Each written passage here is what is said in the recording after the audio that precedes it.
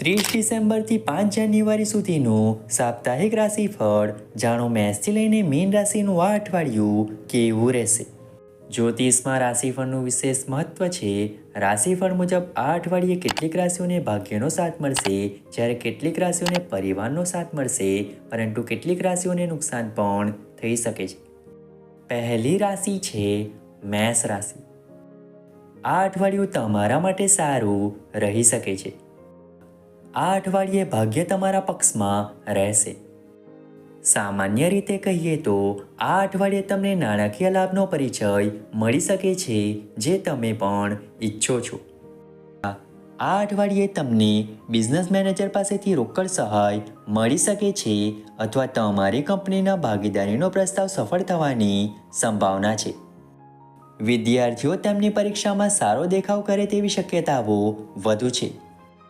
જો તમારા લગ્નની યોજનાઓ આ અઠવાડિયાની અંદર આવે તો તમારે ગણેશ મંદિરની મુલાકાત લેવી જ જોઈએ. આ અઠવાડિયે તમારું સ્વાસ્થ્ય સારું રહેશે. બીજી રાશિ છે વૃષભ રાશિ. તમારું અઠવાડિયું તમને અદ્ભુત વસ્તુઓ આપશે. જો તમે વેપાર કરી રહ્યા હો તો આ અઠવાડિયે તમે નવી ભાગીદારીમાં પ્રવેશ કરશો. કાયદેસર ન હોય તેવી કોઈપણ પ્રવૃત્તિઓમાં તમારી સંડોવણી અંગે તમારે સાવચેત રહેવું પડશે. અઠવાડિયાના ઉત્તરાર્ધમાં તમારા ગુસ્સાને કાબૂમાં રાખવાનો પ્રયાસ કરો. આ અઠવાડિયે યુગલોને મતભેદનો સામનો કરવો પડશે, પરંતુ તે સમય સાથે ઉકેલાઈ જશે. તમે આ અઠવાડિયે ઘણા સખત તણાવનો સામનો કરશો અને તમે દરરોજ ધ્યાન કરીને તમારી જાતને મદદ કરી શકો છો. ત્રીજી રાશિ છે મિથુન રાશિ. તમે આ અઠવાડિયે શાનદાર પ્રદર્શન કરી શકો છો, પરંતુ તમે તેમાં ફસાઈ પણ શકો છો. આ અઠવાડિયે તમે જે દરેક નિર્ણય લો છો તે નિર્ણાયક હશે અને દરેકની લાંબા ગાળાની અસર પડશે. મંગળવાર અને શુક્રવાર તમારા અઠવાડિયાના નિર્ણાયક દિવસો છે, કારણ કે તે અઠવાડિયાના દિવસોમાં તમારી ક્રિયાઓ તમારી કારકિર્દી નક્કી કરશે. તમારું અઠવાડિયું રોમેન્ટિક મોરચે પ્રેમથી ભરેલું રહેશે, પરંતુ સગાઈ અને લગ્નનું આયોજન કરવા માટે પૂરતું નસીબદાર નથી. તમારું સ્વાસ્થ્ય આખા અઠવાડિયા દરમિયાન એકદમ ફિટ અને સારું રહેશે. ચોથી રાશિ છે કર્ક રાશિ.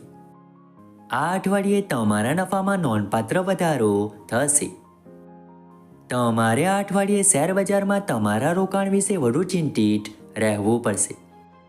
આ અઠવાડિયું તમને તમારા પ્રેમના પ્રયાસોમાં મદદ કરશે. જૂના સાથીદારો સાથે વધુ સંપર્ક રાખવાથી વિવિધ પ્રકારના નવા વિચારો બહાર આવી શકે છે. તમારે તમારા નવા વ્યવસાયના લાયસન્સ સંબંધિત કેટલીક સમસ્યાઓમાંથી પસાર થવું પડી શકે છે. તેથી ખાતરી કરો કે તમે યોગ્ય વ્યક્તિ દ્વારા માર્ગદર્શન લો છો. પાંચમી રાશિ છે સિંહ રાશિ. એવી પ્રબળ તક છે કે તમે કેટલાક જૂના અને લાંબા સમયથી ખોવાયેલા મિત્રોને શોધી શકશો, જે તમને ખૂબ જ ખુશ કરશે. આ અઠવાડિયે તમારે તમારી બધી જવાબદારી પર વધારાના પ્રયત્નો કરવા પડશે. આ અઠવાડિયે જેઓ સાધારણ વ્યવસાય શરૂ કરવા માંગે છે તેમની શરૂઆત સારી રહેશે. આ અઠવાડિયે તમારું પ્રેમ જીવન ખીલશે. તમે સપ્તાહના અંતમાં તમારા કામથી દૂર સારો વ્યક્તિગત સમય કાઢશો. આ અઠવાડિયે તમારા સ્વાસ્થ્ય પર ધ્યાન આપવાની જરૂર રહેશે. છઠ્ઠી રાશિ છે કન્યા રાશિ. આ અઠવાડિયે તમારા કામના મોરચે બધું સારું રહેશે. તમને અન્ય વિવિધ સ્ત્રોતોમાંથી પૈસા કમાવવાની તક મળશે. જો તમે વેચાણના વ્યવસાયમાં છો તો બુધવાર અને શુક્રવાર તમારા માટે સારો નફો મેળવવા માટે ભાગ્યશાળી રહેશે. આ અઠવાડિયે તમે તમારા સંબંધોના પાસાઓમાં ઘણું હાંસલ કરવા માટે તૈયાર હશો. ગુરુ આ અઠવાડિયે તમારી રાશિમાં ભ્રમણ કરશે. અઠવાડિયાના ઉત્તરાર્ધમાં તમે લગ્નની જવાબદારીઓ ઉઠાવી શકશો. ફિટનેસના સંદર્ભમાં તમે આ અઠવાડિયે સારા હશો. સાતમી રાશિ છે તુલા રાશિ. તમે પ્રસન્ન થશો. આ અઠવાડિયું મનોરંજક બની રહ્યું છે. માત્ર એક જ ખતરો એ છે કે કેટલીક ખરાબ અસરો આવી શકે છે, જેના પરિણામે માત્ર તમારી સુખાકારીના સંદર્ભમાં જ નહીં પણ તમારી નાણાકીય સ્થિતિના સંદર્ભમાં પણ ઘણી સમસ્યાઓ ઊભી થઈ શકે છે. આ સ્થિતિમાંથી મુક્તિ માટે દરરોજ ભગવાન કૃષ્ણની પૂજા કરો અને તે તમને બધી નકારાત્મક ઉર્જાથી બચાવશે. તમારું રોમેન્ટિક જીવન થોડું પરેશાન રહેશે. તમે તમારા જીવનસાથી સાથે સામાન્ય થઈ જશો કારણ કે શુક્ર તમને જલ્દી આશીર્વાદ આપશે. આ અઠવાડિયે તમારા સ્વાસ્થ્ય પર ધ્યાન આપવાની જરૂર છે. 8મી રાશિ છે વૃશ્ચિક રાશિ. રોમાંસની દ્રષ્ટિએ આ સપ્તાહ રોમાંચક રહેશે. તમારા સંબંધમાં ફાયદા અને ખામીઓ હશે પરંતુ તમે સમય જતાં તેની તપાસ કરશો. તેજસ્વી બાજુએ યુગલોનું અઠવાડિયું શાનદાર રહેશે. તમારા વ્યવસાયિક મોરચા ઉર્જાની માંગ કરશે. તમે કઈ બાબતોને વધુ પ્રાધાન્ય આપો છો તેના વિશે તમારે વધુ ચોક્કસ બનવું પડશે. જો તમે રિયલ એસ્ટેટના ક્ષેત્રમાં છો તો ખાતરી કરો કે તમે આડેધડ રોકાણ ન કરો. વિદ્યાર્થીઓ નવા અભ્યાસક્રમમાં જોડાવાની મૂંઝવણમાં જણાશે પરંતુ સારા મિત્રોની સલાહ મદદ કરશે. 9મી રાશિ છે ધન રાશિ. આ અઠવાડિયે તમે દરેક વસ્તુ માટે આભાસી હશો. આ અઠવાડિયે તમને નફો થવાની સંભાવના છે. તમારી સંશોધનાત્મક ભાવના તમને ઉષ્મા જાળવી રાખવામાં અને કામ પર અને વ્યક્તિગત જીવનમાં તમારા જીવનમાં વધારાની ઉત્તેજના ઉમેરવામાં મદદ કરી શકે છે. આ અઠવાડિયે તમે તમારા રોમેન્ટિક જીવનમાં પ્રગતિ કરી શકો છો. તમારું સ્વાસ્થ્ય પણ સ્થિર અને દોષરહિત રહેશે. 10મી રાશિ છે મકર રાશિ. કાર્ય અને નોકરી સંબંધિત મુસાફરી તમને આ અઠવાડિયે વ્યસ્ત રાખે તેવી શક્યતા છે.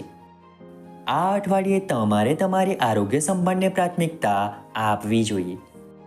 કાર્યસ્થળ અથવા નોકરીની અદ્રશ્ય ચિંતા થઈ શકે છે. વિદેશ જવાની તક મળી શકે છે. તમારે આ અઠવાડિયે તમારી વૈવાહિક ભાગીદારી પર ધ્યાન કેન્દ્રિત કરવું જોઈએ. તમારા સાથી સાથે વ્યવહાર કરતી વખતે માયાળુ અને નમ્ર બનો.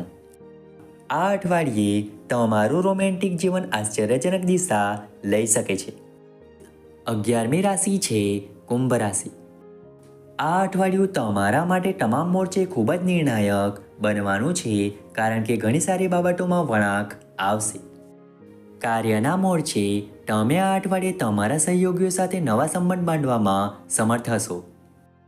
તમારા વ્યવસાયિક પ્રયાસોના સંદર્ભમાં તમે આ અઠવાડિયે જે પણ હાથ ધરશો તે સફળ થશે. રોમાંસ અને સંબંધના સંદર્ભમાં આ અઠવાડિયું તમારા માટે અનુકૂળ રહેવાની સંભાવના છે. જો તમે તમારા સાથી સાથે વાતચીત અને અર્થપૂર્ણ સંપર્કમાં સમય વિતાવશો તો તમારું રોમેન્ટિક જીવન મજબૂત બની શકે છે. 12મી રાશિ છે મીન રાશિ. આ સપ્તાહ રસપ્રદ રહેશે. બધું તેના કુદરતી દરે થશે અને તમે કોઈપણ અવરોધો પર વિજય મેળવશો. ચંદ્રનો પ્રભાવ તમને તમારા ધ્યેયથી દૂર લઈ જવાનો પ્રયાસ કરી રહ્યો છે પરંતુ તમારે મક્કમ રહેવું પડશે. લાંબા સમય સુધી પ્રદર્શન કરવું અને શાંત સ્વભાવ જાળવી રાખવાથી તમને ફાયદો થશે. આ અઠવાડિયે તમારું રોમેન્ટિક જીવન સારું રહેશે. જે લોકો પ્રેમની શોધમાં છે તેમના માટે સપ્તાહનો પ્રથમ ભાગ વધુ ભાગ્યશાળી રહેશે. તમારા પ્રિયજનો અને તમારું સ્વાસ્થ્ય સારું રહેશે અને ચિંતા કરવાની કોઈ જરૂર નથી. મિત્રો, આશા રાખીએ છીએ કે સાપ્તાહિક રાશિફળ તમને ગમ્યું હશે. વિડીયો ગમે તો વિડીયોને લાઇક કરીને ચેનલને સબસ્ક્રાઈબ અથવા ફોલો કરવાનું ભૂલતા નહીં. ચાલો મળીશું નવા વિડીયો સાથે. ત્યાં સુધી જય માતાજી.